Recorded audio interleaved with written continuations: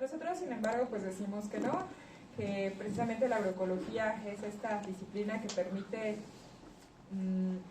articular estos dos sectores que en apariencia o artificialmente han sido separados y que pues han generado bastantes problemas ambientales y en dificultades para la sustentabilidad agrícola. La secretaria María Luisa Albores, pues también es colega nuestra, chapinguera, trabajado mucho tiempo en la agroecología, pues retomó esta propuesta inicial y así es como nosotros estamos operando. Ahora, esto que van a ver es un proyecto, ¿sí? Pero es el proyecto piloto de una política ambiental, así lo estamos estableciendo. La agroecología trabaja, siempre hemos dicho, desde el territorio y consideramos que no se puede hacer una política desde el escritorio, sino tiene que hacerse con la ciudadanía desde el territorio. Entonces, por eso ustedes van a ver que es un proyecto, pero realmente lo que pretende o a lo que responde es hacer una política en la que nosotros vamos a señalar, tal como lo decimos en la agroecología, que solamente involucrando a la gente, solamente retomando los saberes de la gente, en colaboración con la ciencia, con las universidades, con las autoridades, es como se pueden plantear proyectos efectivos. Entonces, bueno, esto es así. La presentación y las actividades que vamos a realizar el día de hoy pues están estructuradas como un taller, ¿sí? Y bueno, precisamente las semanas anteriores nosotros dimos el primer taller a la ciudadanía para el establecimiento de jardines de polinizadores, para que la ciudadanía retome estos proyectos y pues se conciba, ¿no?, como un agente de cambio en sus comunidades. Y bueno, tuvo muy buena recepción. Esta es la primera vez que lo hacemos con una universidad, lo cual nos da muchísimo gusto. Entonces, bueno, este es el marco que nosotros hacemos, la introducción, para que vayamos reflexionando pues la importancia de estos seres y pues cómo es que funciona el medio ambiente. Bueno, ustedes son universitarios, ¿verdad? Y como les comentaba, pues es un taller para la ciudadanía. Yo creo que esto ya lo saben. Sin embargo, lo vamos a retomar para, pues, para que lo tengamos bien presente. Bueno, entonces esta es nuestro planeta, ¿verdad? El planeta Tierra. ¿Cuántos años tiene nuestro planeta? Ahí dice, ¿no? 4.500 millones de años. Todo nuestro sistema solar fue formado al mismo tiempo, hace 4.500 millones de años. Y la Tierra en un principio pues no era esta esfera azul con la que estamos muy familiarizados, ¿no? La Tierra en un principio se parecía a lo que tenemos allá a mano izquierda, ¿sí? Pues sí se ve bastante diferente, ¿no? Yo creo que si ustedes se los pusieran sería complicado que identificaran que es la misma Tierra. Sin embargo, ahí ya ven a un ladito, que ya está ahí su gran luna, su satélite, ¿verdad? ¿Cómo se formó la luna? ¿Alguien sabe? Por la colisión de dos entes estelares que pues, se fusionaron y de ahí salió uno nada más. Bueno, salió una grande que es la Tierra y uno pequeño. Sí, o sea, la luna es prácticamente un pedazo de la Tierra, ¿sí? ¿Cómo lo sabemos? Pues porque está prácticamente conformado por los mismos materiales e incluso tiene un núcleo magnético, ¿no? En un principio, pues la Tierra no tenía núcleo magnético, fue posterior. Y el núcleo magnético, cuando se estableció, pues es el que permitió tener gravedad. Entonces la Luna también tiene ese mismo núcleo magnético, por lo que se sabe que fue posterior cuando se impactó. Pues se consideran que un gran meteoro que le arrancó un pedazote a la Tierra, pero pues ya como tenía ese núcleo, pues ya quedaron ahí atraídos, no se fue ese pedazo por ahí volando, ¿no? Esa luna es bastante importante para nosotros, ¿sí? ¿Y por qué es bastante importante? Bueno, pues porque precisamente permite que la Tierra tenga una inclinación constante, ¿no? Esté inclinada 23 grados, 27 minutos, 27 segundos. Y eso es muy, muy importante, ¿para qué? Para tener esto. ¿Qué son? En la mano izquierda, inferior. Los isotermas, ¿no? O sea, gracias a eso tenemos isotermas. Si la Luna no existiera, ¿qué pasaría con la Tierra? Estaría bailando, ¿como qué? Como un trompo. Entonces no tendríamos climas, ¿sí? O sea, no tendríamos un clima establecido, un clima pues bueno, un clima, ¿no? Teníamos un tiempo pues estable, el cual nos diera ciertas características por la posición en la que estamos en el planeta. Bueno, eso es algo, un hecho pues azaroso que sucedió, pero que permite que la Tierra tenga estas condiciones, nuestras condiciones de clima. Si no fuera así, como yo les decía, está bailando, ¿no? Entonces un día estaría el polo orientado hacia el sol y al otro estaría al revés, ¿no? Entonces un día sería invierno, el otro día sería verano. Sería algo terrible, ¿no? No pudiera haber la vegetación, los ecosistemas que ahora tenemos. Y bueno, ven, nuestro planeta, pues justamente también está en una posición muy favorecida. Somos el tercer planeta, ahí lo vemos, ¿no? Pequeñitito. A veces pensamos que es enorme, ¿verdad? Realmente es una cosita, pero es fenomenal en la posición en la que está, porque si estuviera más lejos, si estuviera más cerca, pues nos chichonaríamos, ¿no? Y si estuviéramos más lejos, estaríamos congelados. Entonces somos producto de un azar, ¿no? Increíble en el universo. Y bueno, pues la Tierra primitiva, como les comento, pues era esto. Tampoco había agua, tampoco había una atmósfera, o sea, ya había gases, ¿no? Pero pues la atmósfera era muy ligera, no había tantos gases. Incluso se considera que en un principio el agua ni siquiera estaba en estado líquido, ¿no? O sea, tuvo que haber un proceso de enfriamiento para que el agua se condensara y se formaran los océanos. Por eso pues ahí prácticamente no vemos agua, ¿no? Vemos pura tierra. Y lo que había pues era esto, ¿no? Muchas tormentas, cuando ya se enfrió, mucha actividad volcánica, ¿no? Muchos gases emitidos por estos volcanes. Ajá. Y en esa tierra que era mucho más caliente en un principio, que fluctuaba bastante la temperatura, en el día muy caliente, en la noche muy fría, por esta atmósfera pues tan reducida, tan enrarecida, pues surgieron los primeros seres vivos. La membrana celular, salud, que permitió que pues estuvieran ahí pues ya comprendidos pues el material genético, ¿no? Que permitió ir reproduciendo la vida con todos estos bases, ¿no? Esos ácidos nucleicos. Bueno, entonces fluctuaba bastante. Y ahora, ¿qué es lo que va conformando las características que ahora tiene la Tierra? A veces como que pensamos que solitas se fueron dando, ¿no? Que la Tierra se fue enfriando. Pues sí, se fue enfriando, pero también la atmósfera empezó a cambiar. En un principio había muchísimo CO2, ¿no? Por toda esta actividad volcánica. ¿El CO2 qué es? Es un gas, ¿verdad? ¿Qué hace el CO2? ¿Qué está haciendo ahora que preocupa a la humanidad? El calentamiento, ¿no? Es un gas muy termófilo, conserva mucho la temperatura, el calor.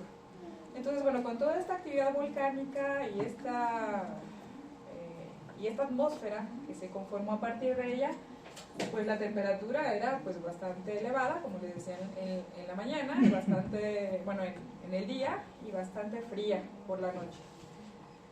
Sin embargo, también, bueno, a veces pensamos que ¿qué es lo que formó la capa de ozono? ¿Sí? Antes no existía el ozono. También es una capa que a nosotros nos interesa mucho, porque precisamente es el gran cobertor que tiene la Tierra para filtrar ¿qué tipo de rayos? UV. Los UV.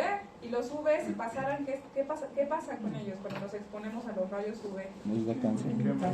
Ajá, cáncer, mutaciones, ¿no? Entonces, bueno, toda la cantidad de rayos ultravioleta que pasaban, pues hacía que las células que se estaban formando, los primeros organismos, pues mutaran mucho. ¿Y qué es lo que formó la capa de ozono? El O3. ¿Qué es lo que empieza a formar el oxígeno? Bueno, pues fueron las plantas. Ajá, pero en un principio no había plantas, ¿verdad? Bueno, al principio fueron algas. Fueron bacterias, fueron bacterias, que ya empezaron a tener procesos fotosintéticos y posteriormente algas. Bueno, de las bacterias que empezaron a utilizar el CO2, no tanto como fotosintéticas, pero sí aprovechando el CO2 de otra manera, son esos que vemos allá, que son bacterias que se llaman estromatolitos. Esos son los primeros seres que se empiezan a poner en colonias y a construir algo que es como sus casitas. Esas que ven allá, esas piedras redondeadas, no son piedras, son la casita de los estromatolitos, ¿sí? ¿Y de qué están hechas esas casitas? Algo bien interesante, están hechas de carbono.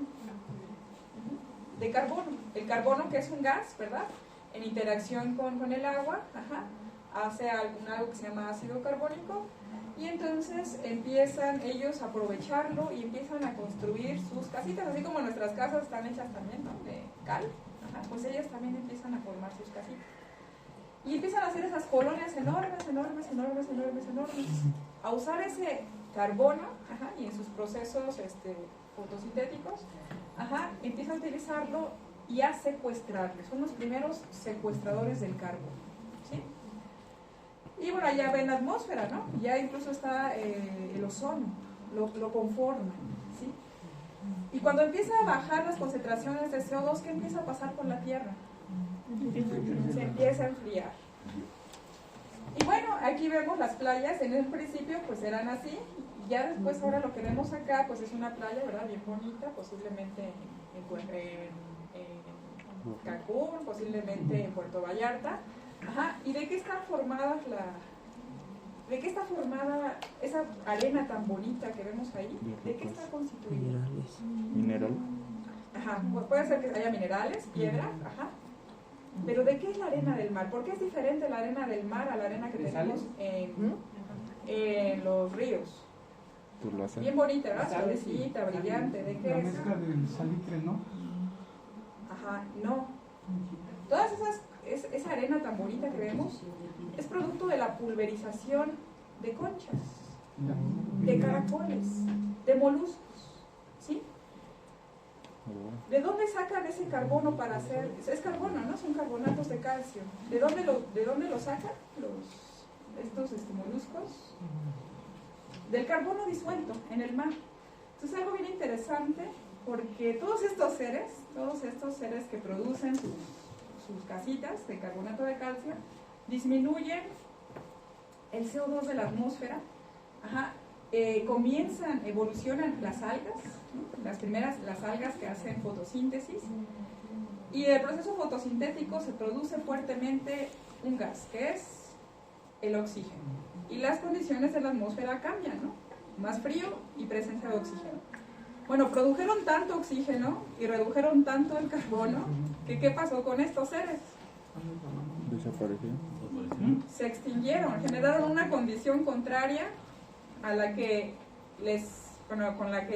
a la de ellos, ¿no? Es como lo que nosotros estamos haciendo ahora, estamos echando un montón de CO2 a la atmósfera, pues ellos al contrario, secuestraron un montón de CO2 y produjeron un montón de oxígeno, el cual ellos no aprovechaban en sus procesos metabólicos, ¿no?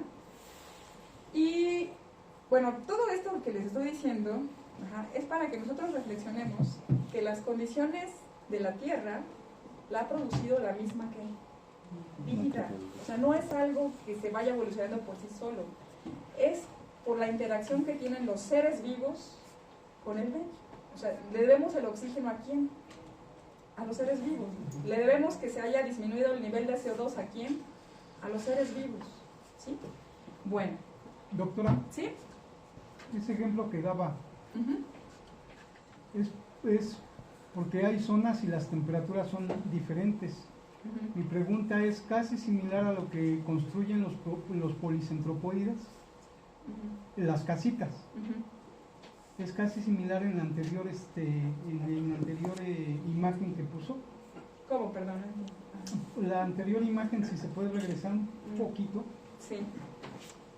Que por ejemplo, la del lado derecho de arriba, efectivamente son casitas. Y efectivamente también hay algunos macroinvertebrados que hacen esas casitas. Y la pregunta es, ¿la reacción es similar o igual a lo que pasa ahí, obviamente en diferentes temperaturas? No sé, yo no soy especialista en No. estos seres, sí. Nada más lo que aquí quiero hacer énfasis es cómo los seres vivos cambian el medio, ¿no? A partir de sus procesos biológicos y metabólicos. Cómo debemos, en la presencia de oxígeno, y el cambio de la temperatura y del medio a la propia acción de los seres vivos. Sí, no, la verdad es que no soy especialista, no soy biólogo especialista en estos seres, sino nada más la reflexión va en ese sentido. Cómo se disminuye la temperatura y cómo la atmósfera, la concentración de la atmósfera que tenemos, se debe a los propios seres vivos. Sí, y bueno, algo que les quiero destacar es que los estomatolitos todavía viven, los podemos encontrar, hay en Mazatlán, Sinaloa, ahí se los quieren conocer, ahí están vivos. Y muchos de estos seres todavía viven, precisamente en las condiciones en las sobrevivieron como fósiles vivientes, en condiciones extremas, ¿sí? Los podemos encontrar en los volcanes, donde no hay mucho oxígeno y hay alta presencia de CO2, ahí los vamos a encontrar. Ah, ya ¿Sí? los estos como cangrejos, ¿no? Cuatro ciegas, sí, ahí están todavía presentes, ¿sí? Así. Nada más, muy rápido. Yo soy Andrés Ocampo y yo estudio biología. Nada más para completar un poquito la respuesta al compañero. Es muy interesante lo que platica la ingeniera. También pueden ir a la Laguna del Chico, que está entre Puebla y Veracruz, y también hay estomatolitos que los pueden ver incluso ahí bajando. Es algo muy interesante. Y un poco con respecto a la conformación, son diferentes las conformaciones de estas casitas de carbonato de calcio, dependiendo de la especie, el bicho que esté construyéndolo. Pero en general hay planes que son todos parecidos o similares, ¿no? Que se parecen porque es una forma muy fácil de armar una casita. La diferencia con los estomatolitos es, por ejemplo, los corales crecen como edificios, porque así los construyen los bichos que construyen los corales, y los estomatolitos crecen como con capas, como si uno fuera poniendo una alfombra sobre otra, y en cada alfombra hay casitas, y cada vez que crece la colonia pones una alfombra nueva arriba. Sí, bueno, ahí nada más lo que quiero destacar es cómo cambia, o sea, cómo la interacción y la evolución de estos seres disminuyen la presencia de CO2. O sea, y es para que entendamos que los seres vivos conforman las condiciones actuales de la Tierra. Bueno, no, similares. Y bueno, empieza la colonización de la tierra firme, ¿no? Una vez que aparecen pues las algas, ¿no? Aquí empieza la vida en el agua, ¿sí? La vida de las plantas, todas las algas, ¿no? Y bueno, empiezan a colonizar la tierra firme. ¿Por qué se aventurarán a la tierra? ¿Por qué empezarán a salir? ¿Por acciones de qué tipo? Ahí como vemos a las plantas, bueno, ahí es una pecera, ¿verdad? Pero Por el aire, ¿no? se ve que como que ya hay una diversidad importante, ¿no? ¿Y qué empieza a haber entre ellas? Competencia. Competencia, ¿no? La competencia es un factor importante, es decir, recursos escasos, Tú dilo bajito. y las plantas pues van buscando nuevos nichos, o sea, se van seleccionando aquellos que van pudiendo adaptar y aprovechar pues recursos que estaban no disponibles acá. Entonces empiezan a colonizar la tierra. ¿Cuáles son las primeras plantas que colonizan la tierra? Plantas muy primitivas. Los helechos. Los musgos, ¿no? ¿Sí? Las hepáticas. Y por eso pues siempre vamos a encontrar, actualmente todavía hay musgos, ¿no? Y siempre los vamos a encontrar en las cercanías de ¿qué? De la humedad, ¿no? Esa es su condición. Donde haya mucha humedad, en los bosques que tienen una buena dinámica, ahí vamos a encontrar a estas plantas, ¿no? Muy primitivas. Y en la siguiente que vemos, helechos, ¿no? O sea, ya son plantas también que dependen bastante de la humedad. Hay helechos que ya han evolucionado y que ya se han separado de la humedad, ¿no? Hay en zonas semiáridas, hay helechos. Sin embargo, los primeros y la gran mayoría de ellos los vamos a encontrar siempre en zonas húmedas. Ahora, algo bien interesante, los helechos, ¿no? Bueno, ahorita lo vamos a ver. Pero a ver, ¿cómo creen ustedes que era la Tierra en ese tiempo? La Tierra firme. cuando empiezan los musgos, las hepáticas, las briófitas, ¿no? ¿Qué es? ¿Cómo es lo que está ahí al lado del agua? Una piedra, ¿no? Pura piedra, exactamente. ¿Y qué empieza a pasar? Ajá.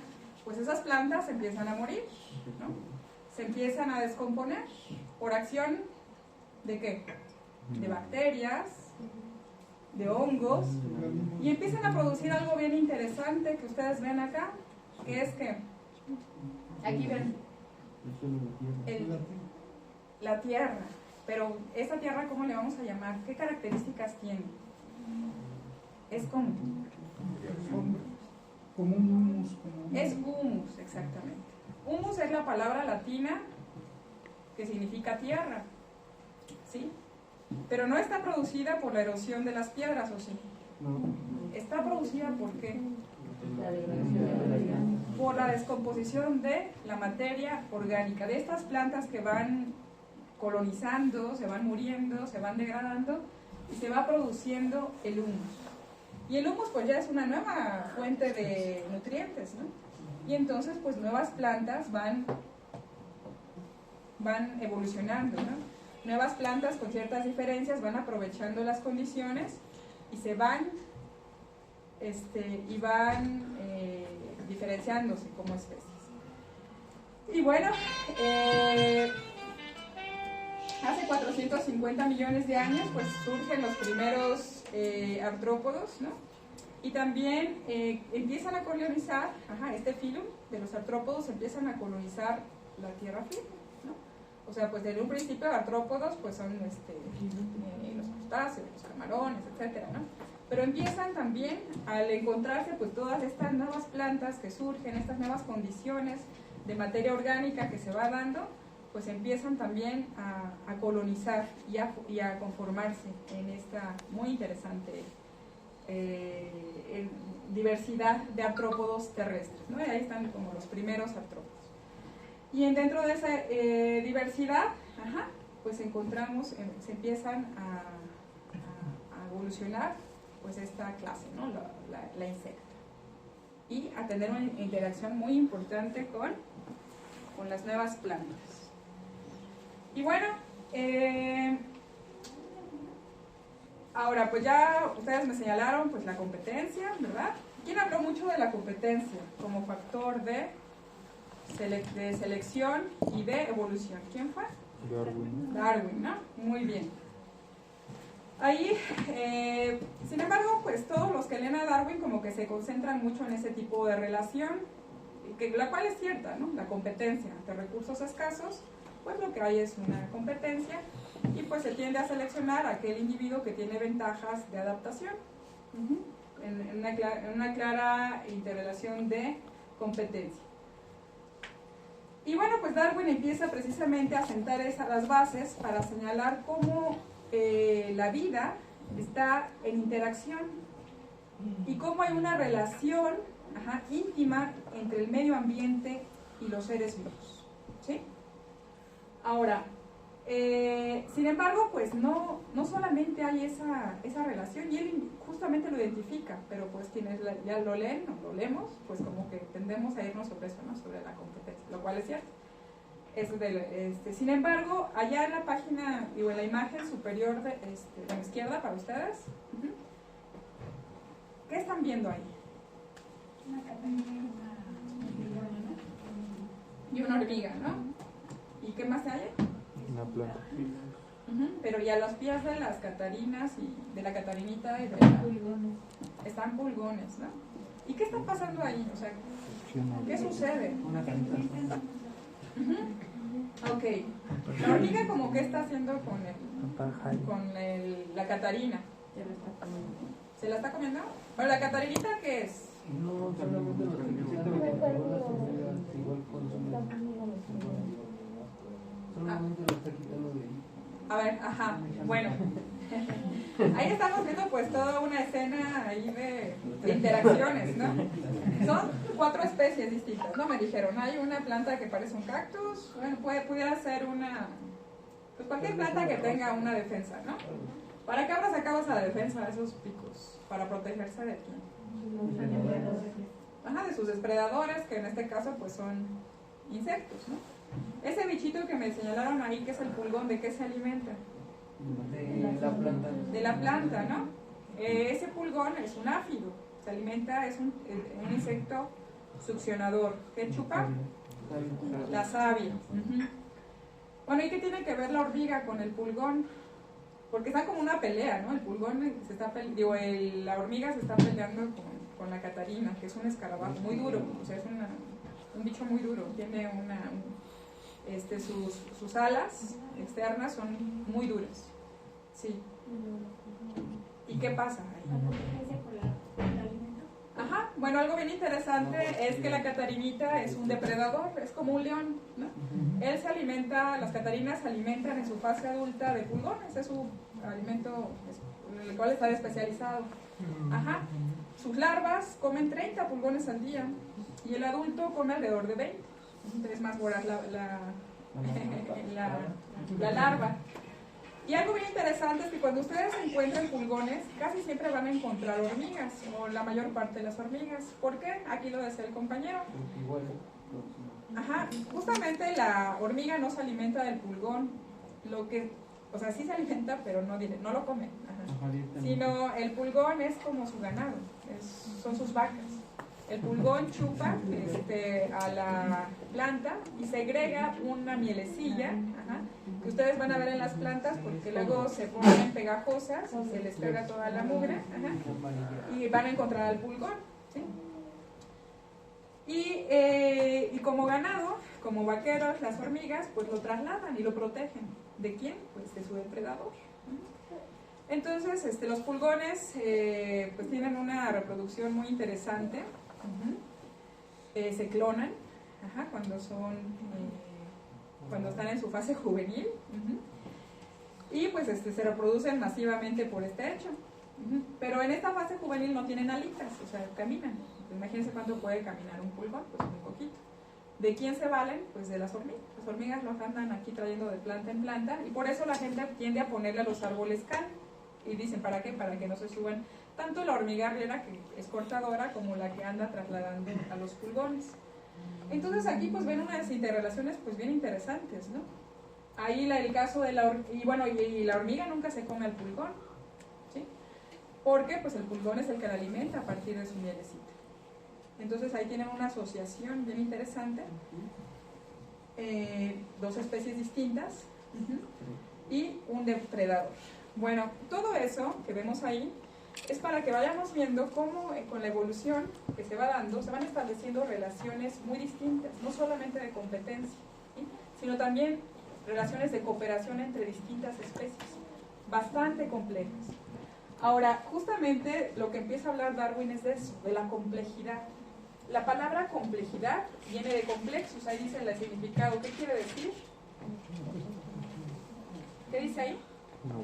Lo que está tejido junto. Complejo es esto, una red. Es decir, si está tejido junto, ¿qué quiere decir? Ahí dice abajo, son inseparables. Los elementos diferentes que constituyen un todo. Complejidad es lo que no se puede separar, lo que tú no puedes entender por separado. Algo que fue tejiéndose con el curso de la Tierra, que ya es imposible entender de manera diferente. Y si falta un hilo, ¿qué pasa? Si jalamos un hilo, ¿qué pasa ahí? Se va todo.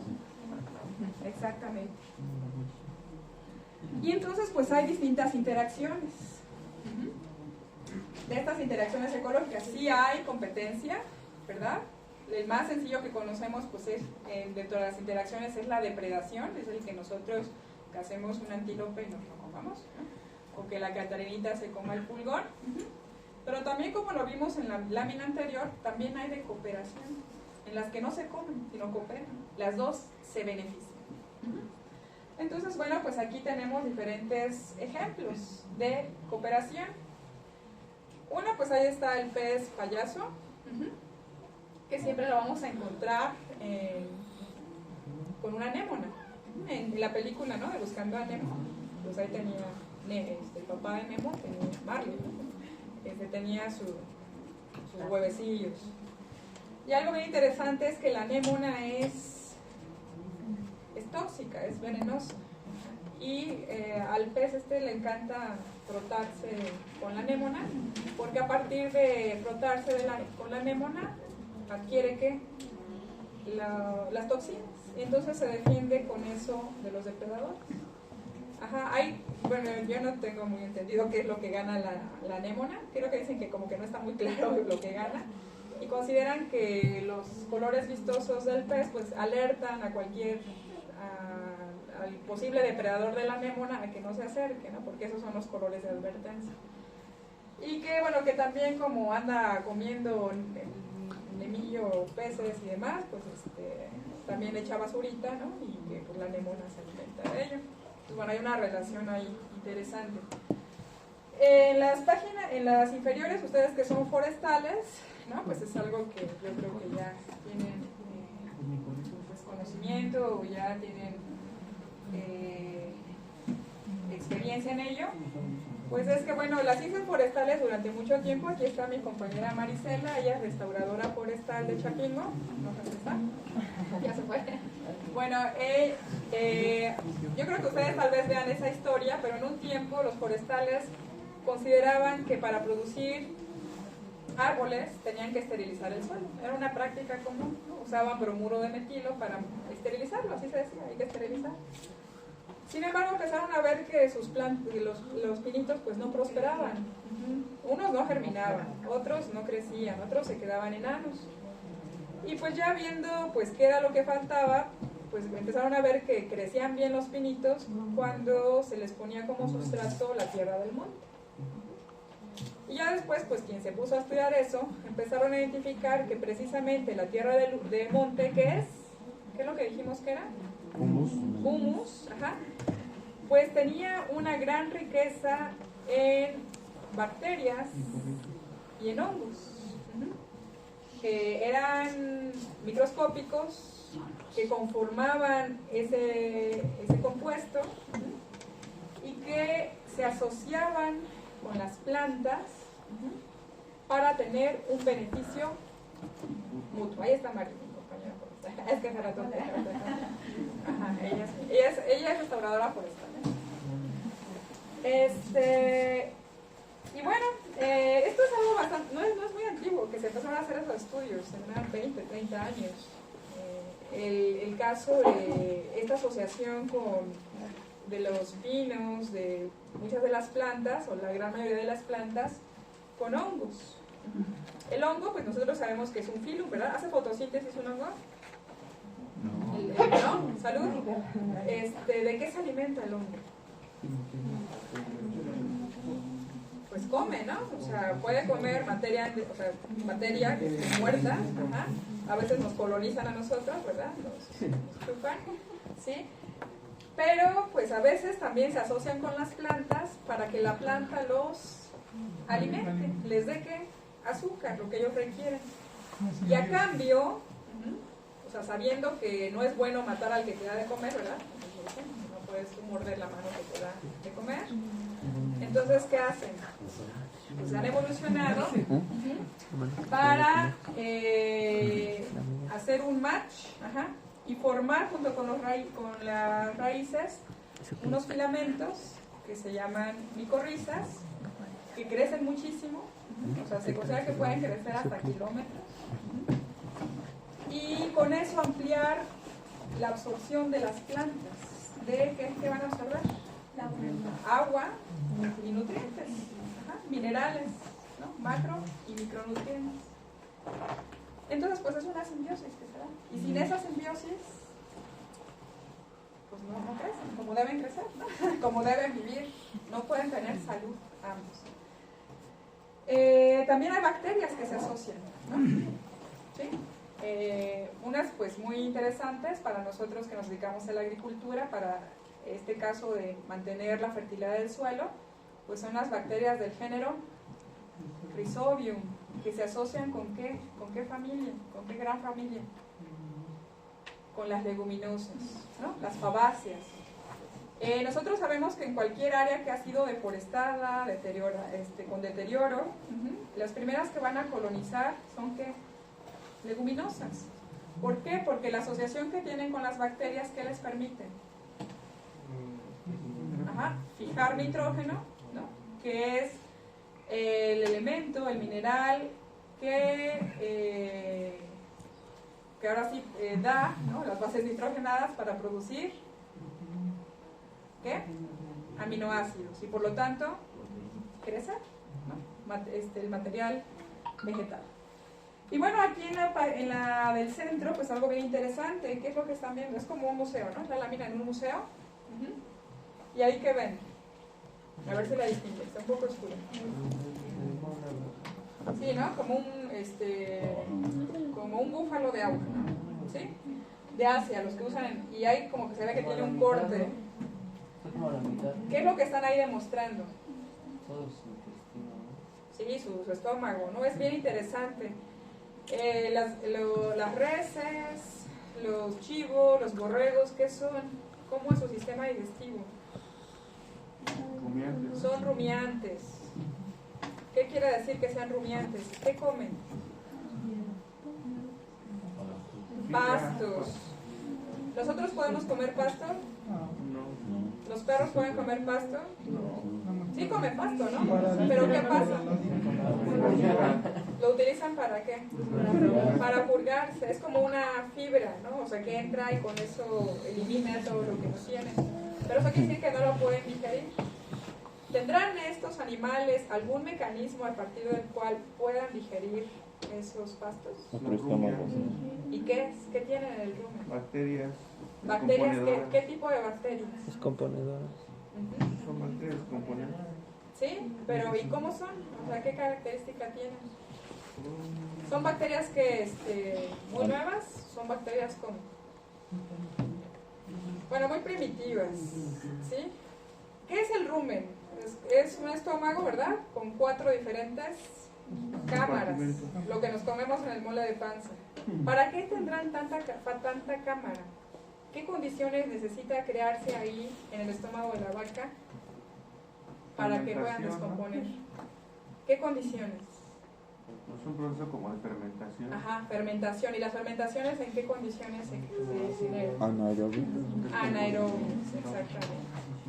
Entonces quiere decir que son bacterias muy primitivas, de las primeras bacterias que hubo en la Tierra, que no soportan las condiciones de oxígeno y que de alguna manera llegaron al estómago de un rumiante y evolucionaron ambos para generar condiciones tan específicas, que a uno le permite aprovechar un material que nadie más podemos, bueno, que gran parte de los seres no podemos, y ellos sí pueden. ¿Qué tipo de simbiosis tienen ahí? Mutualista. ¿Mutualista qué? Estricta, ¿no? O sea, uno no puede vivir sin el otro. Ok, está bastante interesante, ¿no? Y bueno, pues ahora vamos a ver la evolución de las plantas. Ahora sí, como decían, las primeras plantas fueron algas, las siguientes hepáticas, los musgos, las siguientes, veíamos hace rato, helechos. Algo bien interesante es que la gran mayor parte de la evolución de los dinosaurios fue con helechos. O sea, los bosques que vemos ahí, eso que parece ahí palmeras y todo, pues no son palmeras, son helechos gigantes. Actualmente todo es helechos gigantes. En la Sierra Norte de Puebla, las pesmas son helechos gigantes. Si quieren ver más o menos cómo eran, pues ahí están. Ahora, ¿los helechos tienen semilla?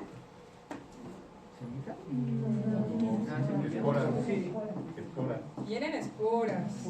¿Y las esporas qué características tienen? ¿Qué es una semilla? Bueno, vamos a empezar. ¿Qué es una semilla? Es un embrión. Ajá, es un embrión, pero ¿un embrión qué? Además del embrión, ¿qué tiene una semilla? El ARN, No, el embrión es el embrión. O sea, pero la semilla, yo supongo que en la espora también hay un embrión, ¿no? tiene la genética de la... No. La semilla. ¿Por qué nosotros comemos semillas? ¿Queremos comernos el embrión? Mucha proteína. Una reserva de energía. Exactamente. Tiene una reserva energética. ¿Para quién es esa reserva energética? Para el embrión. Para el embrión. ¿Y eso qué le permite al embrión? El crecimiento. Ajá, uno el crecimiento, pero ¿qué más le permite? ¿Poder qué? ¿Cuánto dura una semilla? Pues depende, pero ¿hasta cuánto puede durar una semilla?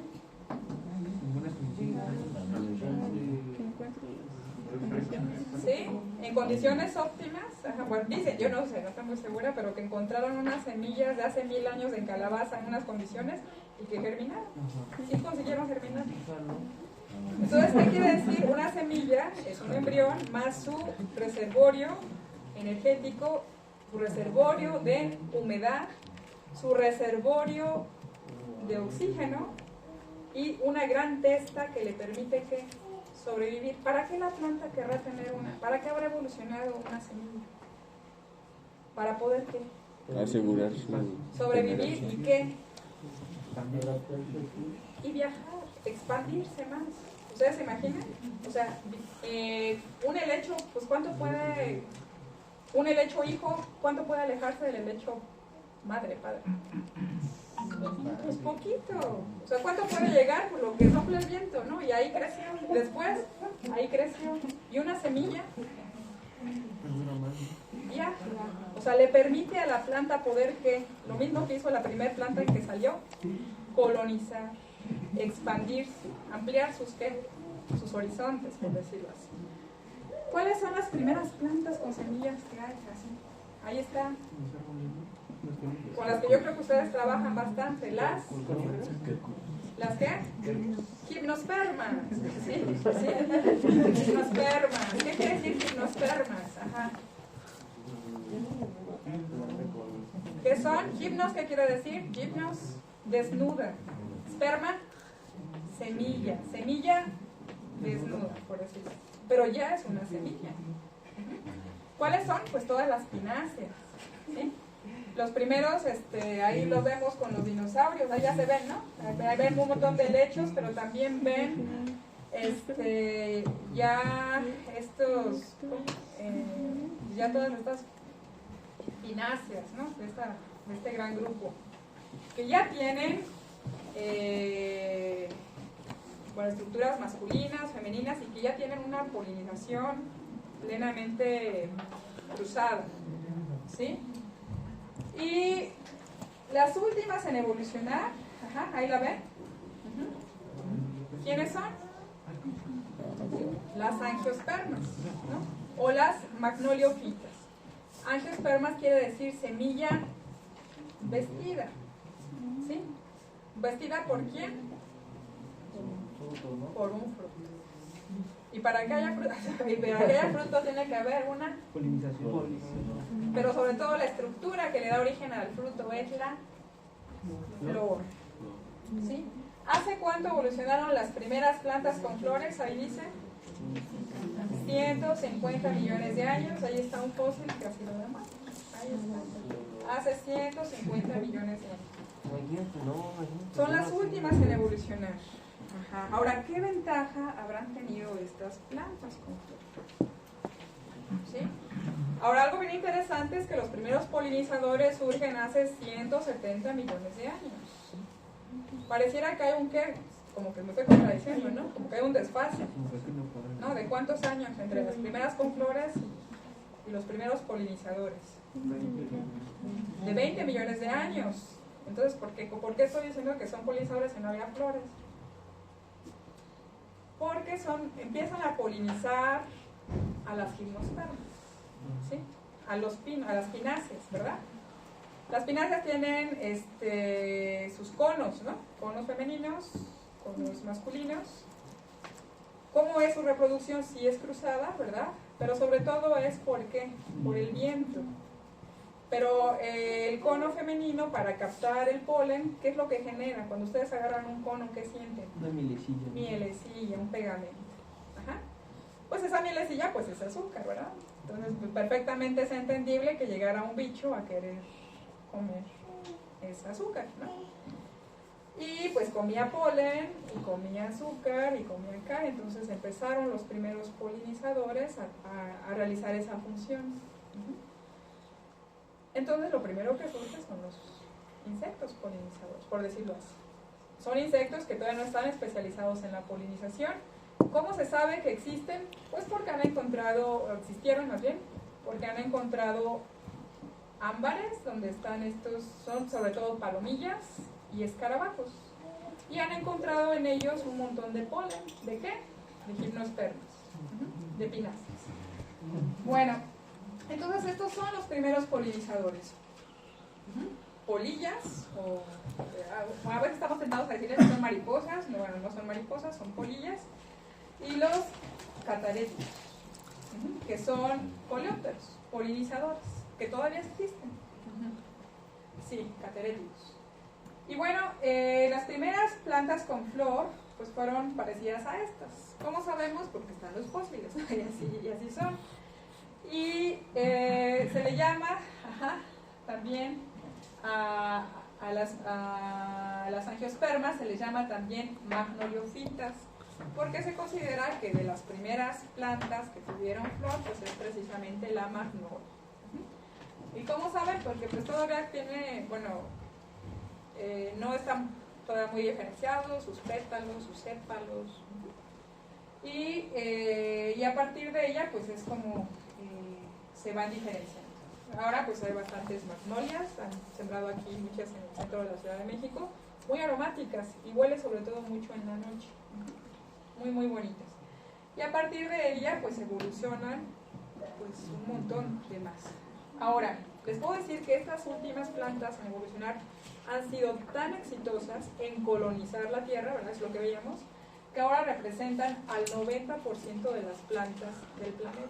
Han desplazado a todas. Eso quiere decir que tienen ventajas, ¿qué? Pues evolutivas, en competencia, ¿no? Han sido muy exitosos. Y bueno, pues ahora sí, como lo veníamos viendo, pues pues se van dando procesos de evolución, ¿no? Bien interesante, ¿no? En asociación con el polinizador. Ahora yo les preguntaba hace rato, la planta, ¿para quién genera la flor? La flor. Pero ¿para quién? O sea, la planta echa una flor súper bonita, súper bella, súper aromática, para los polinizadores, ¿no? Para llamar la atención, ¿sí? O sea, para halagarnos a nosotros los humanos, no, les valemos, ¿no? En ese caso les valemos, ¿verdad? Lo que quieren es, ahí está bien interesante, porque a veces pensamos que nosotros somos los únicos seres en el planeta que somos capaces de ver la belleza. Y pues no, una abeja, o sea, una flor bellísima, evolucionó para atraer a la abeja, a una mariposa. Y bueno, entonces, murciélagos, quirópteros, pues hay un montón, ¿no? En el planeta. O sea, ya había otros, pero algunos empezaron a identificar a ciertas flores, ¿no? Que abrían en la noche o que se mantenían abiertas en la noche. Y pues les empezaron a agradar, empezaron a probar su mielecilla y empezaron a hacer el proceso de, bueno, se llenaban de polen, iban a la otra, empezaron y pues la planta le fue gustando y fue viendo mecanismos, bueno, se fueron ahí seleccionando mecanismos de especialización en ambos. Entonces, bueno, hay plantas que son solamente polinizadas por murciélagos, han evolucionado mutuamente para hacer una polinización perfecta.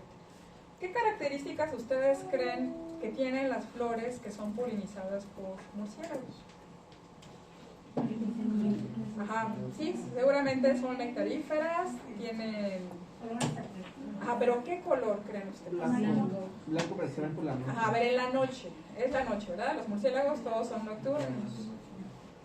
¿Qué color se puede ver en la noche? Blanco, amarillo. El blanco, ¿sí? Las plantas que abren en la noche son, en su gran mayoría, blancas. A ver, díganme unas flores que abran en la noche, bueno, que sean blancas, y que ustedes sospechan que son polinizadas por murciélagos por esas características. Pero hacen captacias, ¿no? Pues puede ser. Pero se me hace que el huele noche no. A ver, otra característica de las plantas de los murciélagos. Pero los murciélagos tienen su tamañito, ¿verdad? No se compara una abejita con un murciélago, por más chiquito que sea. ¿Cómo va a ser la flor? Pues grande, ¿no? A ver, díganme, a ver, ¿qué flores? Está el alcatraz, la rosa, la lirio, rosa de castillo, el jazmín. ¿Pero abren en la noche? Hay unas que nada más abren en la noche, así que Son cactáceas, ¿no? específicamente, la mayoría son cactáceas. Ajá. Sí, son cactáceas. ¿Otras cuáles? Muy importantes para los murciélagos. Los magueyes, los de los agaves. Si ustedes entran, si ustedes ven, hay plantas que solamente echan aroma en la noche. O sea, por ejemplo, el vuelo de noche, ¿no? Pero creo yo que el vuelo de noche lo que atrae más es a las polillas. La orquídea y el jazmín abren de noche. Pues posiblemente, pero yo creo que va a ser para polillas, por el tamaño, ahí lo veo por el tamaño, ¿no? Bueno, ahí está, pues precisamente una polilla muy especializada, o sea, ustedes vean ahí su probóscide, tremenda, ¿no? Ahí. Y esas también ustedes las han visto, abren de noche, estas, ¿no? Ahora, aquí pues ustedes también ven claramente que hay flores, ¿no? Que parecen trompetita, ¿verdad? Que atraen mucho al colibrí, que es un pájaro, ¿no? Bien interesante, un ave que se especializa totalmente en ser nectarífero y en consumir el néctar. ¿De qué color son esas? Rojas, ¿no? ¿Cuáles me pueden ustedes decir? El arepillo. El arepillo, ajá. La rosa también. Sí, ¿no? Pues le llaman chuparrosa, ¿no? También, ajá. ¿Cómo también le dicen? Chupamirto, todos los mirtos. El tabaco, ¿sí? ¿Ustedes lo han visto? El tabaquín, su trompetita, es pues es especializado para los colibríes. Y bueno, el colibrí pues necesita consumir muchísima, tiene que alimentar cada 5 minutos, si no se alimenta cada 5 minutos se muere de hambre. Entonces, es algo bien interesante. Ahora, otra pregunta, ¿no? Hay plantas que solamente generan polen, ¿sí? Y bueno, el colibrí no come polen, ¿verdad? La trompetita es para comer ¿qué? Miel, néctar. ¿Por qué las plantas habrán generado néctar? Es el esperma, ¿no? No, néctar. Néctar es un mielecilla. Ah, sí, una mielecilla. Si ustedes la chupan, es una mielecita. Para traer. Ajá. O sea, cuando una abejita entra, ¿verdad? Lo que chupa sí pues es el néctar, ¿no? Se hace pegajoso y a la salida está el polen. Ajá, posiblemente para que se pegue con el polen, pero también porque a la planta pues no le gusta demasiado que se coma el polen, ¿no? Porque precisamente son las células masculinas. Imagínate que se coma todo el polen y que, pues no, ¿verdad? Quiere proteger la mayor parte del polen. Por eso entonces genera una sustancia alterna, pues que les agrada más, ¿no? Y también pues que las atrae más. Bueno, ahora otra cosa interesante es que la mayor parte de las plantas con flor son amarillas. La mayor, el gran grueso de las plantas con flor son amarillas. ¿Por qué? ¿A quién atraen esas plantas amarillas? ¿Con quién se han especializado? Con las abejas, ¿sí? Y la realidad es que casi siempre que pensamos en polinizadores pensamos en abejas. Son un grupo, ajá, pero no son todos. Hay muchas plantas que no están especializadas, o sea que ya como vimos se han especializado en otros polinizadores. Sin embargo, las abejas sí son, o sea, al nosotros notar que la gran mayoría de las plantas con flor son amarillas, lo que nos indica es que las abejas efectivamente son los polinizadores más eficientes, ¿sí? ¿Qué características tienen? ¿Por qué sabemos que son eficientes? Porque son muy rápidas, ¿no? Andan de aquí a allá, aquí a allá. Una abeja puede volar 3 kilómetros al día, ¿no? Fácil, 3, 4, 5 kilómetros. El colibrí también yo pensaría que pues es algo eficiente, ¿no? Porque anda de aquí a allá, de aquí a allá, ¿sí? Hay algunos que son polinizadores que son buenos, como los escarabajos, pero que no son tan eficientes y que incluso a las plantas no les gusta demasiado.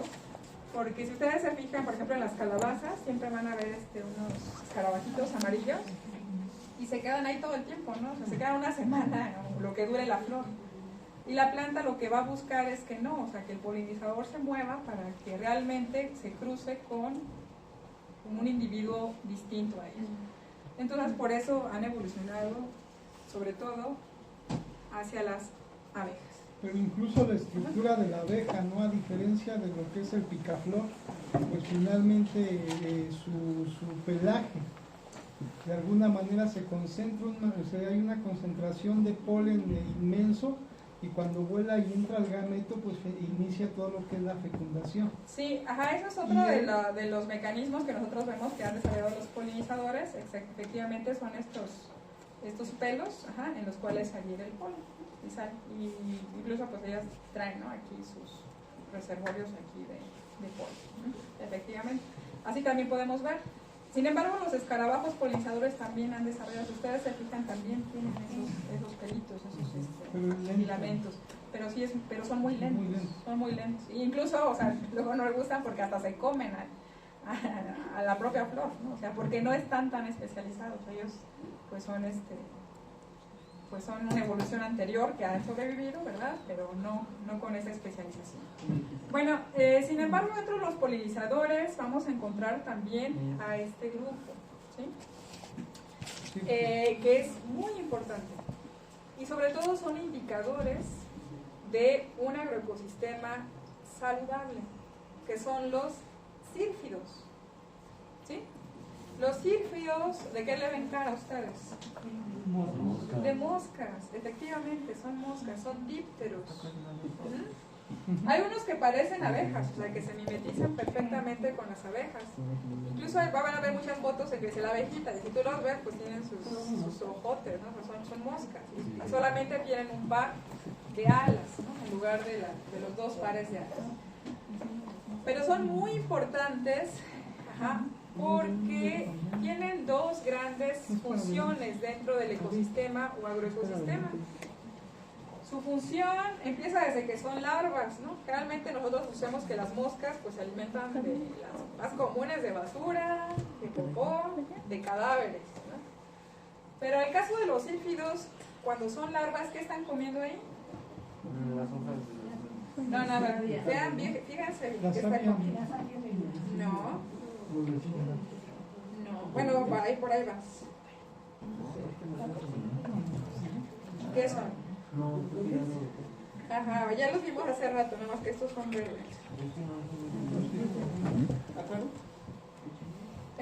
Pulgones, áfidos.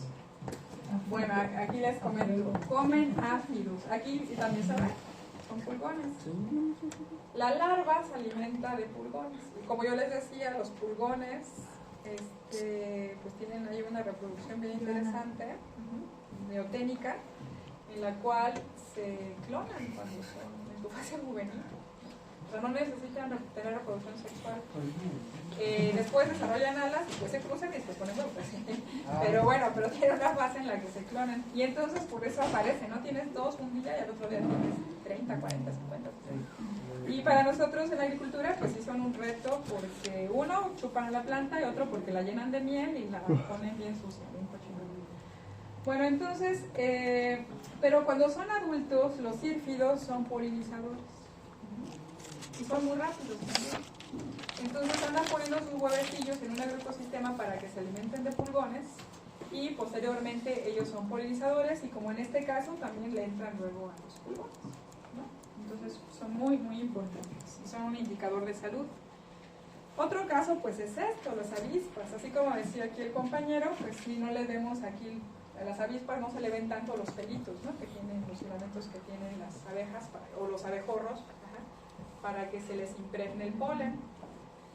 Y sí, efectivamente les gusta el néctar, les gusta el polen, pero también son muy importantes porque también les gusta una gran cantidad de ellas la carne. Y sobre todo ellos se alimentan mucho de orugas, ¿no?, de larvas de lepidópteros. Pues que sí, las mariposas pues son polinizadores, son importantes para nosotros. Pero cuando son orugas, pues son bastante voraces y se pueden comer todo el cultivo, ¿no? Entonces, pues aquí ellos son agentes de control biológico y también tienen una función importante como depredadores, como polinizadores.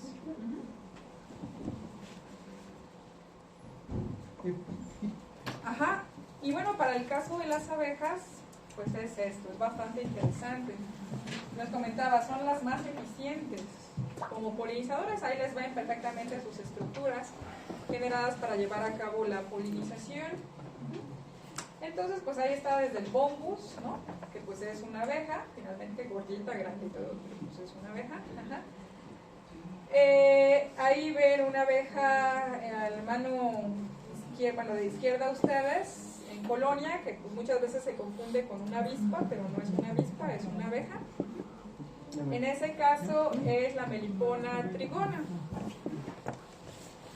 En el caso superior vemos muchas veces a esa pobre la confunden con mosca, con las moscas panteoneras, que por el color que tienen, pero no, es una abeja euglosa, que está especializada en una de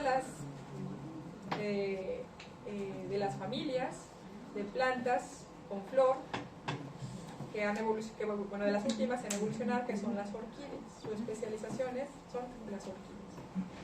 Las orquídeas ya tienen en su flor pues estructuras distintas a las del resto, muy especializadas también para esto, para la polinización. Así como su germinación requiere de micorrizas, su polinización generalmente requiere de la intervención de las euglosas. Ahora, algo interesante aquí, ven, ¿sí? La que ven aquí abajo, aquí es una colonia de abejas y aquí es una abejita solita que está en un tronco, ¿no? Casi siempre que pensamos en abejas, pensamos que todas viven en colonia, que todas hacen colmena, que todas hacen enjambre, pero no, la mayor parte de las abejas son solitarias y donde viven es en oquedades, ¿sí? De troncos. Entonces, bueno, esto es lo que vamos a encontrar: abejitas solitarias y abejitas comunes. Pues la que vemos ahí pues es la Apis mellifera, ¿no? La abeja europea, que pues forman colonias pues bastante grandes, pican, ¿verdad? Pero no son tan agresivas y pues generan algo que a nosotros nos gusta mucho, que es la miel. Ajá, exactamente. Y por acá ven ustedes abejas solitarias. Aquí en México, pues mi mamá me habla mucho de que cuando era niña había allá en el pueblo había pipioles, así le llamaban, pipioles. Pipioli es la palabra náhuatl de abeja. Pero me decía ella que los pipioles vivían en la tierra. Dice, son abejitas que no pican, son muy mansas, pero es una abejita. Pero pues yo nunca he visto una, ¿eh? O sea, nunca he visto un nido de un pipiol, porque realmente crecían en los márgenes de los ríos con la humedad, y ahora pues los ríos pues su mayoría están contaminados, y ahora sí que nunca he yo apreciado un pipiol. Y bueno, busqué una abeja que hiciera en la tierra su nido y encontré esta que es australiana, ¿sí? Entonces, bueno, para que vean, y son solitarias, viven solitas, ponen sus huevecillos, los sellan, ponen miel, se alimentan las larvas, se van. Y aquí también, en las oquedades, aquí vemos también otra abeja solitaria, como aprovechan estos carrizos, estas cañas. Y bueno, pues a nosotros nos gustan mucho las abejas que hacen panal, que hacen colmena, porque pues podemos aprovechar sus reservorios, ¿no? Ellos generan estos reservorios de la miel pues precisamente para alimentarse en la época en la que no hay alimento, en la que no hay flores, y para alimentar a sus larvas, ¿no? Bueno, aquí ven ahí ahí en la India ese tremendo lonja de miel, ¿no? Está padrísima, ¿no? En la superior es la que yo les comento, que es la Melipona trigona, domesticada en el Totonacapan. Ahí la reproducen en ollitas de barro. Y la abeja de abajo es la Belchei, la Melipona Belchei, que es la de los mayas, ¿sí? Esa construye su colmena, su nido en troncos. Aquí los mayas desarrollaron esa tecnología, esa técnica, y así la producen. Todavía actualmente hay unas mujeres mayas que rescataron la técnica, y pues tienen jobones. Ya estaban a punto de extinguirse. Hasta 1900 esto era los mayas producían solamente miel con esta abeja, con la Melipona, la Belchei. Y después llegó la europea, pues que es más productiva, y pues la gente fue abandonada la Melipona. y ahora pues nada más, bueno, quedaron algunas abuelitas que encariñadas con sus abejas pues no las dejaron de reproducir. Pues ya a punto de extinguirse, un grupo de mujeres, un colectivo decidió pues retomar la técnica y empezó a producir. Ahí vemos se llama la compañera de la izquierda de ustedes, se llama Lady Patch, y ella es una de las impulsoras de la producción de abeja melipona. Ahora, esta produce poquito, o sea, vean ustedes, o sea, es poquitito lo que se llega a producir de estas abejas. Es una miel mucho más líquida, ácida, pero sobre todo se aprecia por sus cualidades medicinales. ¿Se han ustedes escuchado que la miel es medicinal? ¿Por qué creen ustedes que pudiera ser medicinal? ¿Por qué? A ver, compañeros, ¿por qué? El propóleo que contiene. No, pero ¿por qué? Que por qué es medicinal. Ajá, ¿por qué es medicinal? El propóleo es la cera, ¿verdad? Bueno, o las resinas con las que pegan sus celdas. Ahora, ¿por qué? Vamos a ver, evolutivamente.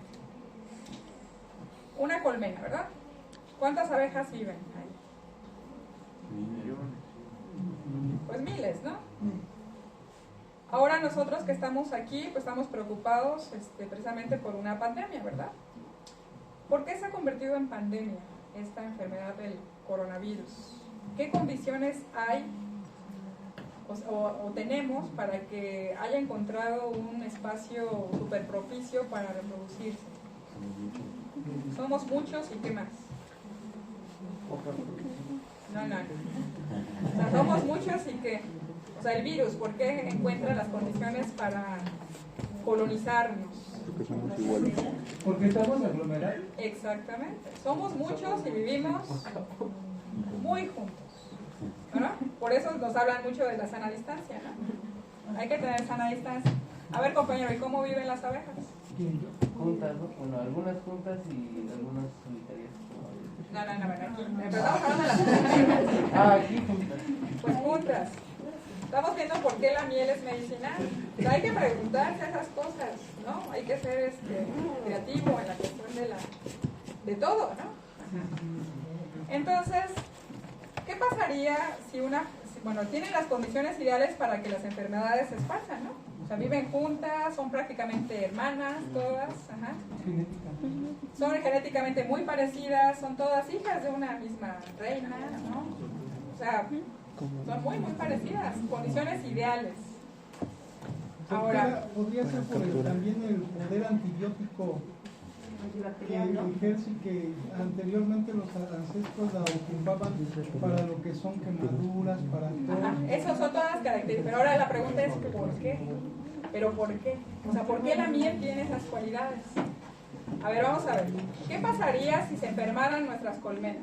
¿Qué le pasaría a la flor que depende de ella? ¿Qué pasaría? O sea, si se mueren los que la polinizan, ¿qué le pasa a las flores? Pues igual, Muy bien. Ahora, las plantas tienen sistema inmune. Nosotros nos entendemos con un sistema inmune, ¿verdad? Con la anticuerpos. planta no. ¿Qué hace la planta para defenderse de sus atacantes? ¿Qué genera? ¿Compuestos qué? Químicos, tóxicos, antibióticos. Entonces, yo considero que en esa asociación, que la planta pues tiene que garantizar que el que la polinice esté ¿qué? Sano. Por lo tanto, en su néctar tiene que ir el poder antiviral, antibiótico, que va a mantener de las que depende sanas. Entonces la miel que consumen, la miel que se produce, pues tiene todos los compuestos de las plantas que la permiten ser medicinal y mantenerlas sanas. Entonces, cuando ustedes vean esto van a decir, ¿tienen propiedades medicinales? Pues sí, tienen todos los compuestos químicos, fitoquímicos que han producido las flores para mantener a sus abejas sanas. Ok. Ahora, aquí es otro problema, porque nosotros creemos que la miel que nosotros consumimos tiene estas propiedades. Sin embargo, debido a que las flores se han acabado, se van acabando por este cambio de uso de suelo, la verdad es que las abejas africanas, de las cuales nosotros aprovechamos su miel, casi la mitad del año son alimentadas con azúcar de caña, porque ya no hay flores. Y el azúcar y las cañas, ¿qué son? ¿Qué familia son? Son gramíneas. ¿Tienen flor? Pues sí, sí tienen, ¿no? Pero no son, pero su reproducción no es para insectos, es para viento.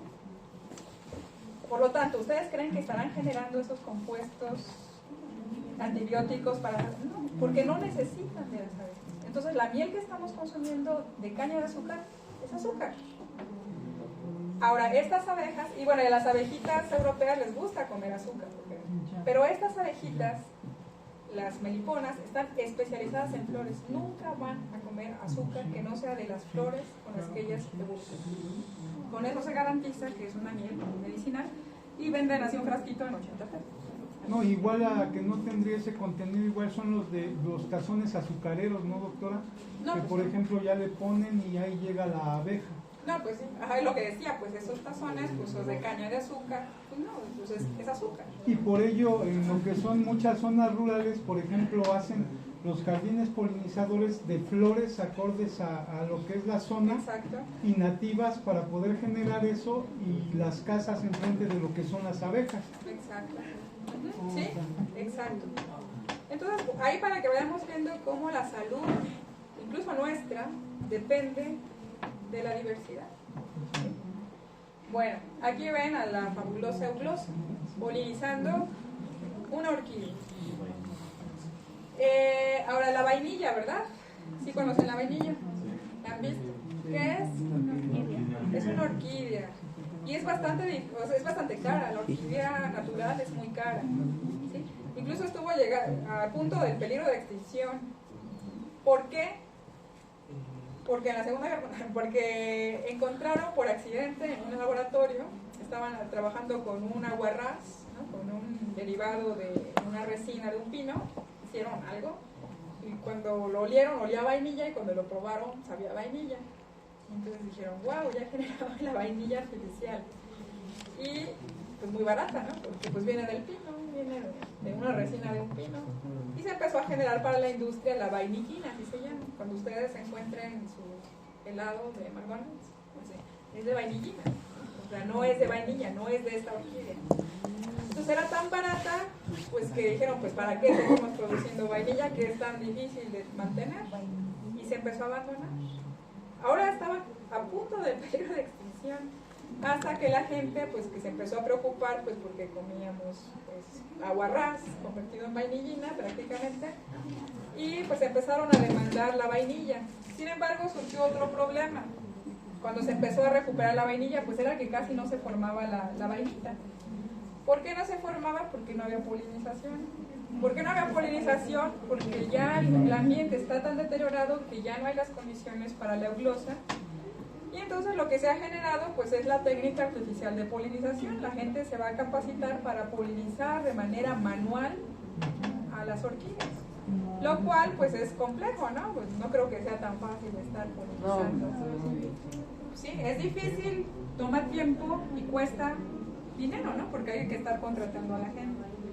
Y a ver, vean esta foto. ¿Qué ven aquí? Es horrible. ¿Qué ven aquí? No sé. La gente polinizando Lo que es de forma manual la polinización. Es la polinización manual. ¿En dónde? China. En China. Vean ahí, tienen que estar bien flaquitos, ¿no? Hay un Para documental, trepados. hay un documental de hecho, Sí, está muy canijo. sí, está tremendo, ¿no? Ahora la pregunta es, ¿por qué están polinizando? ¿Por qué están polinizando? Porque ya no.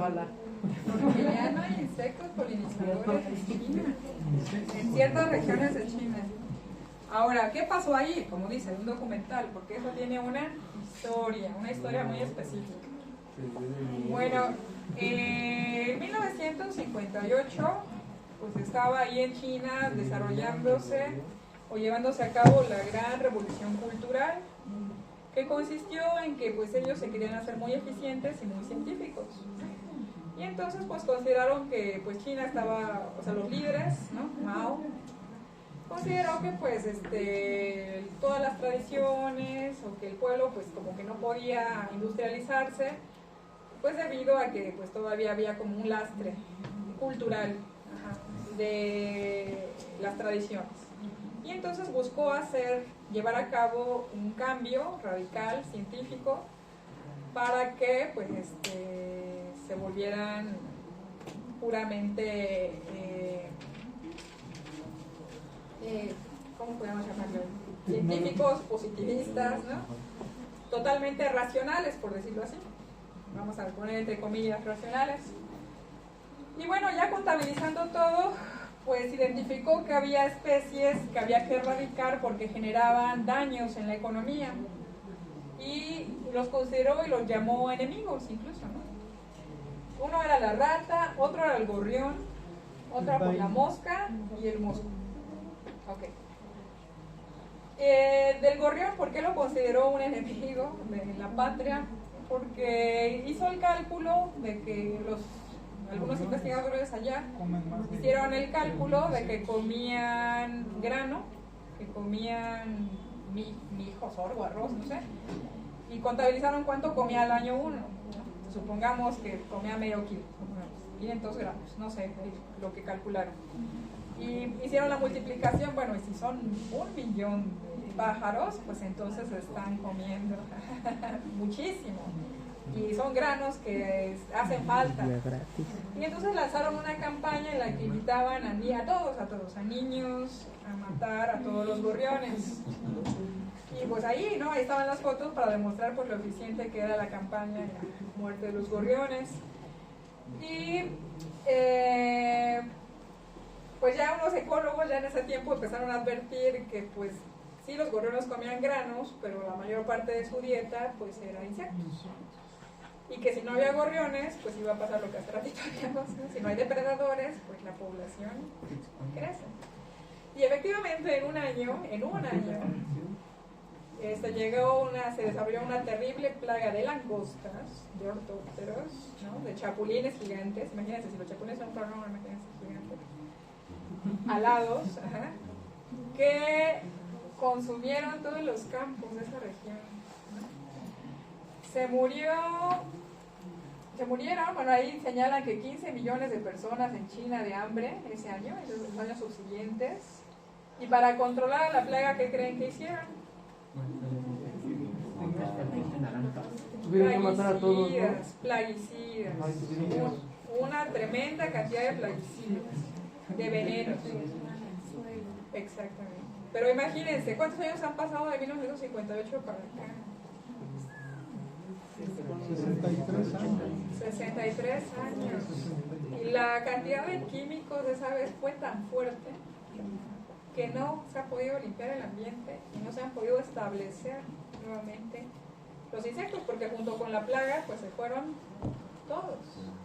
Pero son ejemplos ahí de cómo se interrumpen los sistemas tróficos. Pues sí. Y que cuando ya no hay alternativa, hacen mano efectivamente de los químicos. Y ya esa alternativa pues se acaba porque los químicos acaban todavía más con los nutrientes. Exactamente, ¿no? Y además residuales. O sea, imagínense, ¿ustedes creen que los chinos no han intentado limpiar eso y no han intentado introducir nuevamente insectos benéficos? Sí.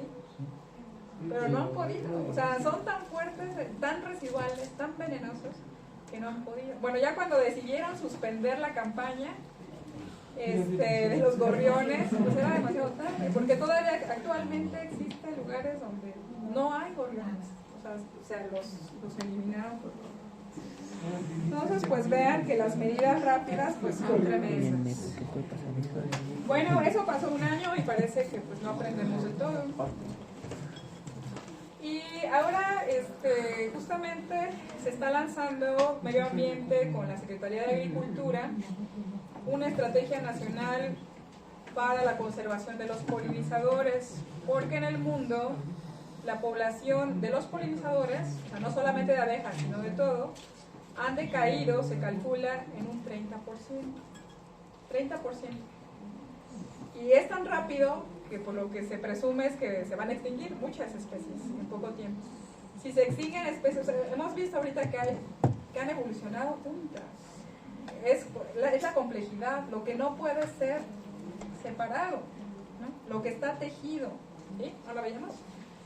Ahora, ¿cuáles son los principales factores por la pérdida de polinizadores?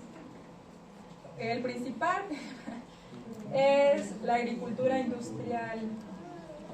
Lo que señalaba aquí el compañero, o sea, cómo se acaban las redes tróficas, las cadenas tróficas, cuando hay un cambio de uso de suelo y se pierde la diversidad, la biodiversidad. Se pierde el conjunto de elementos que están unidos en interacción compleja. Y cuando pasa eso se irrumpe, ¿no? No veíamos hace rato, o sea, los bichos cambian la atmósfera, cambian la temperatura. O sea, ¿a qué le debemos la temperatura? No es a que estemos separados del sol, se debe a toda la interacción de la red trófica que existe. Esa es la estabilidad de la tierra. Bueno, ahí vemos, ¿no? En la agricultura industrial, cómo se cultivan. Bueno, eso es en las condiciones que son así planas, ¿no? En las condiciones que tiene ladera, pues también se ha intentado llevar ese mismo sistema para meter tractores. Pues como por ahí no puede subir el tractor porque hay bosque, pues se echan el bosque, ¿no? ¿Y qué pasa? Pues ¿dónde ven el humus ahí? Veíamos, ¿qué hace que germinen las semillas? El humus. La materia orgánica que se produce, ¿por qué? Por la misma, por la vida, ¿no? Ese suelo, esa capa fértil que la produce la misma vida. Ahí pues vemos cuál horizonte A, cuál horizonte ya está por el C. Ahí, ¿no? Ahí en ríos, ahí de pérdida, terrible. Y vemos que era un bosque porque lo vemos hasta arriba, ¿no? Ahí donde ya no llegó, ahí estuvo. Pues ¿dónde está el alimento para toda la red trófica, para todos los polinizadores? Ya no hay. Ahí pues debido a esas condiciones que se han perdido los depredadores, pues son condiciones ideales para las plagas. ¿Cómo se controlan las plagas? O sea, ya no hay gorriones, ahí obviamente tampoco hay gorriones, ¿no? O sea, no los mataron directamente, pero acabaron con todos los árboles y todo lo demás que requerían. Y entonces, pues, ¿qué se tiene que controlar? Con venenos. Ahora, ¿cuál es un plaguicida que directamente y se ha comprobado y se ha prohibido por su efecto nocivo, sobre todo con las abejas? Son los neonicotinoides.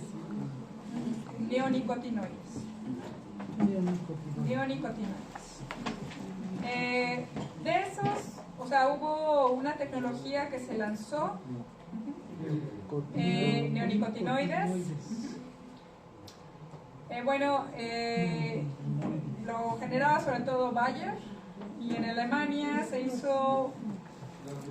puso este plaguicida, este insecticida en la semilla. Se sembró uno pues para proteger a la semilla, pero también con la idea de que se iba a liberar al ambiente y iba a controlar la incidencia de plagas. Pero señalan que en el mismo, bueno, hay un apicultor, también pueden ver, hay documentales interesantes, en el que señalan, es el día que se sembró con esa técnica y se puso neonicotinoides, ese día fue así impresionante porque mis abejas se detuvieron y empezaron a caer. Se considera que se murieron 500 millones de abejas en Alemania por esa tecnología. Yo sí vi ese. De los neonicotinoides. Hay un documental también de eso. Sí, incluso dicen, o sea, se perdieron apiarios completos. Que también habla sobre cómo los agricultores comenzaron a tener enfermedades. Sí. ¿Cómo se llama? Parkinson. Parkinson, sí, Parkinson. Y Alzheimer, Todos cáncer. vimos ese video. Sí. No, sí, es terrible. Es terrible. Y, o sea, y bueno, la cuestión ahí es que cuando se lanza una tecnología, se supone que ya, una plaguicida, se supone que ya hay pruebas de inocuidad, ¿no? Que no son tan nocivas.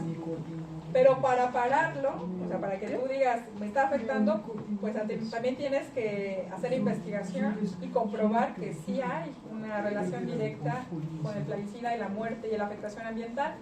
Y pues eso tarda tiempo, ¿no? Y en lo que se comprueba que sí, pues ya pasaron 5 años, ¿no? Y cuando ya se comprueba que sí, pues lo que hace esa industria, pues se va a otro país donde no se ha comprobado que sí, y donde todavía no está la regulación, ¿no? Y así van, así van, y así van. Bueno, total que aquí en México pues todavía no están prohibidos porque no ha habido todo ese protocolo en el que se ha comprobado que sí hay. Y pues es lo que ahora se quiere hacer, ¿no? O sea, pues el impedir todos estos compuestos que tienen una toxicidad evidente con los insectos benéficos y pues, con toda la red trófica, ¿no? Con esto. Y bueno, también otro gran problema pues es esto, son las ciudades, ¿no? Ahí vemos la ciudad. La ciudad pues también es un gran selva de asfalto, así le dicen, ¿no? Y bueno, aquí en la Ciudad de México pues yo reconozco mucho un esfuerzo en el que se han integrado los árboles, ¿no? Por ejemplo, yo soy del estado de Puebla, y la Ciudad de Puebla, si ustedes la visitan, no hay árboles, o sea, se les dio por tumbar todo, un calor tremendo, ¿no? Muy feo. Y aquí en la Ciudad de México pues yo veo que sí, o sea, ha habido un esfuerzo por poner árboles, pero también veo que se han concentrado mucho en los árboles. Y no se han concentrado en lo que hay abajo de los árboles, ¿no? En lo que habría en un bosque, ustedes que estudian forestería, pues toda la gran diversidad de pisos ecológicos que hay en un bosque. Y por lo tanto, pues no hay alimento para polinizadores. Entonces, el crecimiento de la mancha urbana también es un factor muy importante, hostil para los polinizadores. Entonces, por ejemplo, hay zonas que aquí están arboladas y aquí están arboladas, pero pues las separan 10 kilómetros, 15 kilómetros y pues una abeja no va a poder ir aquí y allá, ¿no? Entonces les cortas esa posibilidad de movilidad. Y aparte también lo intenso que es la concentración de dióxido de carbono, También. pues finalmente casi la mayor parte arbórea está plagada, contaminada. Había que ver el eucalipto, había que ver el cedro, lo que meten no es culpa de agua. Sí, no, sí. Pues así es ahí pues se tiene que entender de otra manera, ¿no? El cómo integrar la vegetación a las ciudades. Bueno, entonces pues ahí está la muerte documentada en Alemania, ¿no? Cómo encontraban los apicultores sus colmenas. Señalan que luego ni se querían acercar porque olían, ¿no? O sea, la descomposición era tan grande. Imagínense, yo nunca pensé que, bueno, como que no piensa, ¿no? Que una abeja pues va a oler, pero era tanta muerte que señalan que el olor era insoportable. Entonces son los factores de pérdida de polinizadores.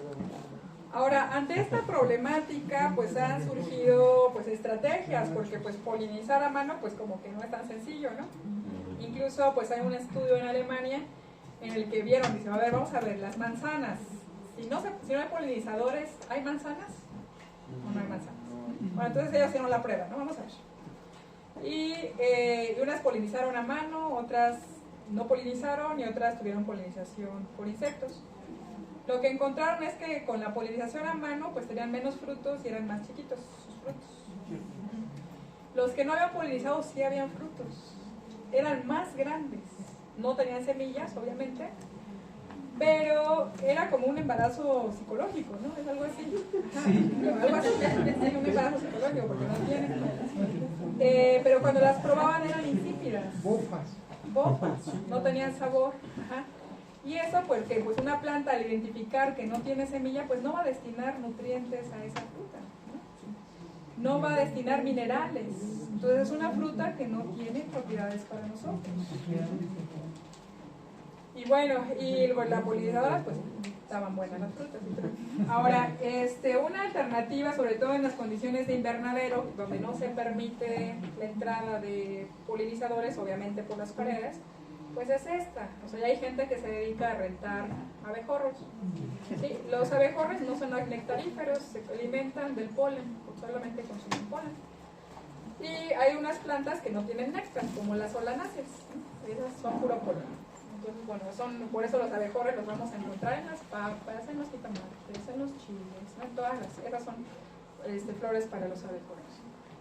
Pero aquí hay otro problema, ¿no? Porque entonces llevan sus cajitas de bombus, ¿no? Pues el problema es que pues son especies exóticas de fuera y cuando tú las introduces pues se te puede escapar y cuando se te escapa pues posiblemente va a encontrar un nicho adecuado para él, pero va a desplazar a las nativas. Eso es otro problema. Y muchas veces tienen enfermedades. entonces vas a ir a regar enfermedades. Bueno, total que...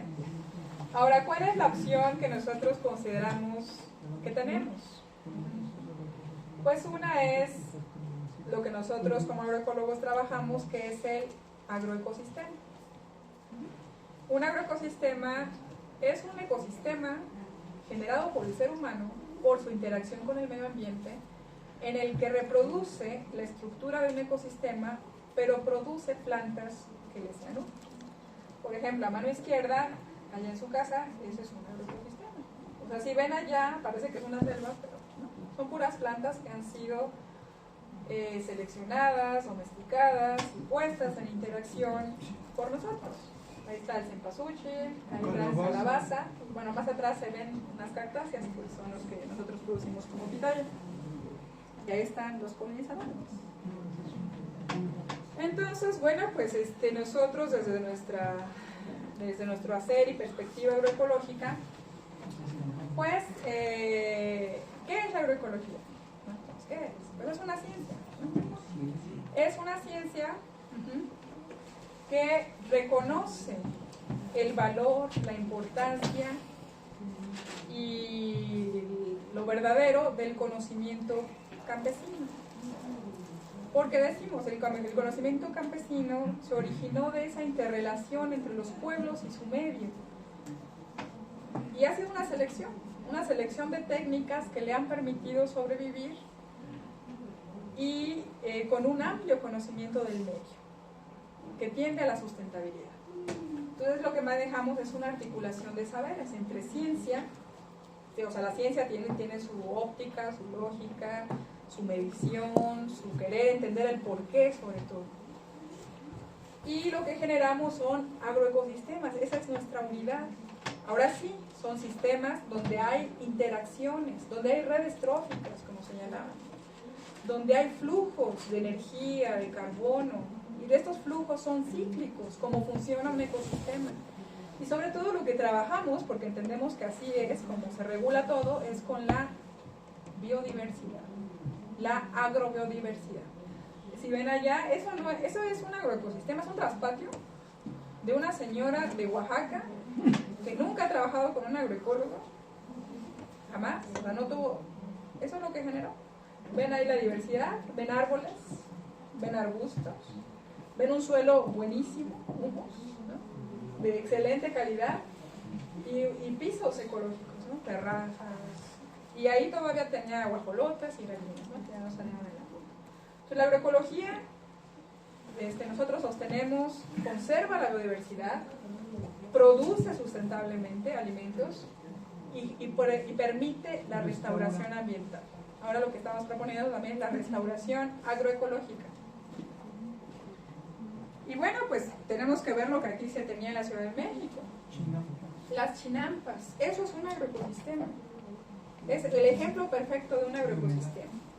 Es algo artificial, entre comillas, lo generó el ser humano, pero si entendemos que el ser humano es alguien natural, pues entonces es algo natural, un ser ecológico. Tiene la estructura de un ecosistema, árboles perennes, ¿no? Arbustos perennes. Su compostaje, por decirlo así, es como anaerobio, ¿no? Porque la composta que usan siempre es la del fondo, es composta, ¿no? Descomposición, quitan los asolves y ¡pum!, los reciclan.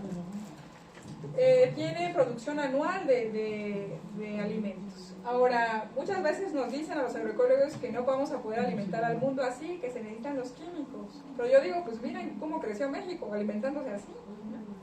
O sea, si a nosotros nos dicen, a ver, hagan una ciudad así, pues no, ¿cómo? No tengo, ¿no? O sea, no tengo los recursos, los medios, la gente, nada. Y acordémonos sobre todo algo que decía Napoleón, dice, los ejércitos avanzan sobre su estómago. Los aztecas avanzaron hasta Centroamérica, hasta El Salvador, allá hablan náhuatl. Hay grupos de náhuatl. ¿Cómo avanzaron con las chinampas? O sea, con la gran producción de las chinampas. Y ahora algo bien interesante, porque encontramos que donde quedan los reductos principales de las chinampas, pues precisamente es Xochimilco. Y Xochimilco, pues apenas yo hablaba con productores y me decían, es que aquí en Xochimilco no, su producción masiva no era hortalizas, Lo que aquí en Xochimilco se producían eran flores. Xochimilco quiere decir cementera de flores, cementera con S, ¿sí? Cementera es donde nace, donde germinan las semillas, donde germinan y crecen las flores. Y todavía pues vemos que las flores están muy metidas en la cultura, ¿no? Ahorita va a ser la flor más bella del Gío, ¿no? Las niñas, los capullos de primavera. Y ella es una médica tradicional, yo no sé si la conozcan, es Amalita Salas. Amalita Salas vive en Xochimilco, es una médica reconocida en el sistema de medicina tradicional por la Ciudad de México.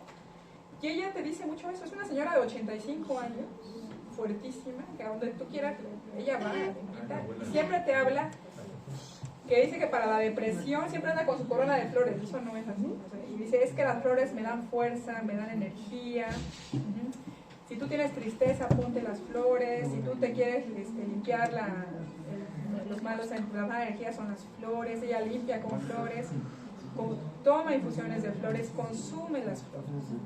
Bueno, se me hace bastante interesante, una agricultura que reconoce la importancia de las flores. Y bueno, eso es allá en la casa de ustedes, yo soy de ahí. ¿Sabes ahí? Está en su casa. Ahí nosotros es un semidesierto prácticamente. Y ahí nosotros tenemos también un agroecosistema tradicional que se llama tecorral, en el caso nuestro. ¿Se llama qué? Tecorral, sí. Es allá, por ejemplo, toda esa zona de la Mixteca es como la península de Yucatán, se formó por la tectónica de placas, entonces el fondo marino se elevó, emergió. Nuestros suelos son calcáreos, es caldo, o sea, son los corales que ahí capturaron un montón de carbono, se murieron, se sedimentaron, emergió y nuestros suelos son caldo. Ahora tenemos esa gran dificultad, ¿no? Porque sobre la cal, precisamente cuando se muere un perro, lo atropellan, ¿qué le echan? Cal, ¿para qué? Para que no huela, entonces lo vuelven momia, ¿no? ¿Y por qué? ¿La cal entonces qué inhibe? El desarrollo de microorganismos. Si no hay microorganismos, ¿hay humus? Muy difícilmente va a haber humus. Entonces, a ver, imagínense, por eso en el desierto es tan difícil producir. No solamente es la restricción de agua, son los suelos. ¿Cómo creen que cómo vive la gente allí? Formando suelo de manera artificial. Sobre esa capa se mete suelo. ¿Cómo se logra? Asociando plantas. ¿Qué plantas? Pues las que primero pueden vivir ahí, las fabáceas, los mezquites, los guajes, que son alimentos, pero también muy fuertemente los cactus. Esta foto yo la tomo y la retomo mucho porque fue del año pasado, 2021, después del 2020, que fue un año sequísimo para nuestra región. O sea, llovió creo que 5 veces en todo el año. O sea, horrible, espantoso. Sin embargo, vean la fuerza y la resiliencia de las especies ahí. Cada una de esas produce una pitaya. O sea, como ante el estrés lo que más produce son flores. ¿Para quién? Pues alimento de los insectos, y frutos para alimento de los pájaros, para intentar seguir viviendo, ¿no? Para reproducirse. Entonces, pues lo que yo tengo allá es un agroecosistema en el que hemos entendido eso, que para que se dé precisamente el equilibrio ecológico y los flujos, lo que requerimos es una gran biodiversidad, pero sobre todo para lo que nosotros aprovechamos, que es la pitaya, es tener siempre buenas poblaciones de polinizadores, porque nuestras pitayas dependen de los polinizadores. Cada semillita es lo que produce un arilo, que es lo que hace que la pitaya crezca. Si no hay muchos polinizadores, no hay semilla y por lo tanto la fruta se queda chiquita. No nada más es una cuestión del agua, es una cuestión de cuánto se poliniza. Y también yo siempre presumo que nuestras pitayas son las más dulces y digo que es por eso, porque siempre tenemos flores para los polinizadores y por lo tanto la polinización es magnífica, ¿no? Bueno, aquí ya ven especies de otros lados, ¿sí? O sea, porque también está como ese dilema si solamente poner especies nativas o especies exóticas. Sin embargo, son especies que produjeron mis abuelitas, o sea, que tenían mis abuelitas. Yo no soy muy quisquillosa en lo de las puramente nativas, porque reconozco que mi abuelita, que ya tiene años que murió, pero pues ya tenía ese conocimiento. O sea, la sábila no es de México, es de África, pero pues la tenemos totalmente adoptada, ¿no? Incluso hay una sábila que se llama cimarrona, ¿no? Aquí. La granada, pues ella pues es de Egipto, es originaria de África. Y las de aquí abajito, pues sí son dos nativas, ¿no? Bueno, aquí tenemos el malacate, ¿no? Que son esquinias, que es la flor que se consideraba por la cultura mesoamericana náhuatl la perfección, ¿no? Que es con lo que tejen, lo que está dibujado en las ruecas. Y pues ahí también una hipomea, ¿no? Que también es aquí. Y bueno, pues esto es el semidesierto productivo. O sea, sobre cal, esto se produce. Y cuando cae lluvia es esto. Estas pues son las frutas. Aquí ven, ahí está atrás un granado, la pitaya, aguacate, la calabaza, ¿no? Calabaza por todos lados porque llovió muy bien ese año. Esto es pues en el medio rural. Ahora, ante esa problemática, pues también, o sea, tenemos que reconocer, porque también nos dicen, ¿por qué están trabajando mucho en las ciudades? Porque es una realidad que las ciudades están creciendo. O sea, que la mayor parte de la población se van a concentrar en las ciudades. Entonces, no podemos pensar que las ciudades, pues, que solamente vamos a trabajar en las áreas que están protegidas o en las zonas rurales. No, porque esta es una tendencia que no vamos a revertir fácilmente. Se tiene que volver a las ciudades más integradas con la naturaleza, ¿sí? Tenemos que lograr hacer esa interacción. Y dicen, ¿es posible? Pues yo considero que sí. Aquí en México, Tenochtitlan, pues era una ciudad, ¿no? Y había ríos, y había jardines, ¿no? Es algo muy notable, ¿no? Nezahualcóyotl tenía un jardín de plantas medicinales, donde trajo flores de todo lo que se conocía en ese tiempo, ¿no? Exactamente. Entonces, bueno, esta es otra tendencia, ¿no?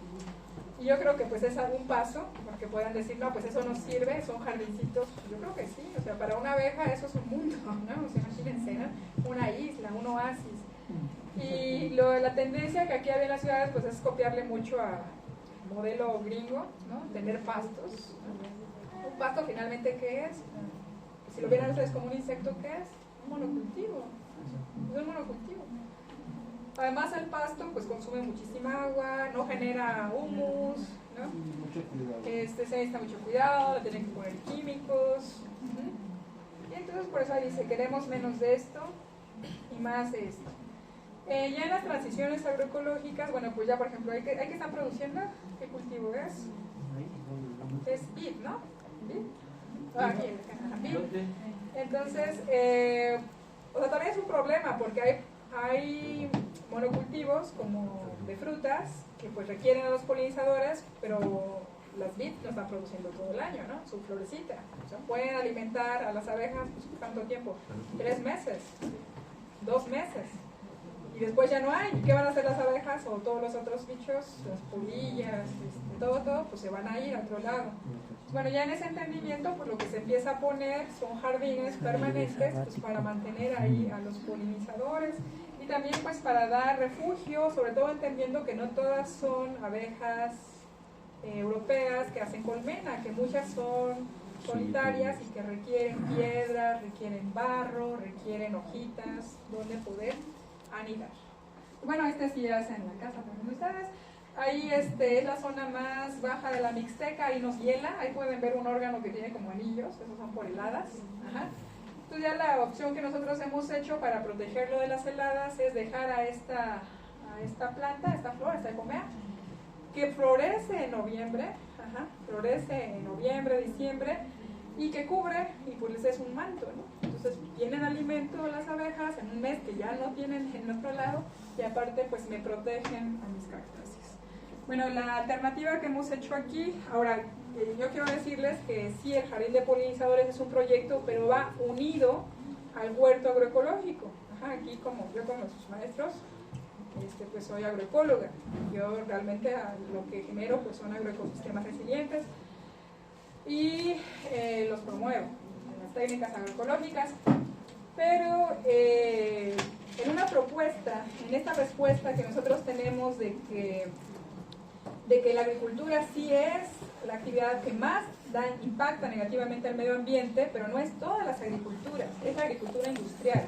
Hay otra agricultura que es ecológica, que es tradicional, la agroecología, que la agroecología conjunta, que nos permite generar nichos ecológicos que permiten, o sea, no solamente la sobrevivencia de estas especies, sino promueven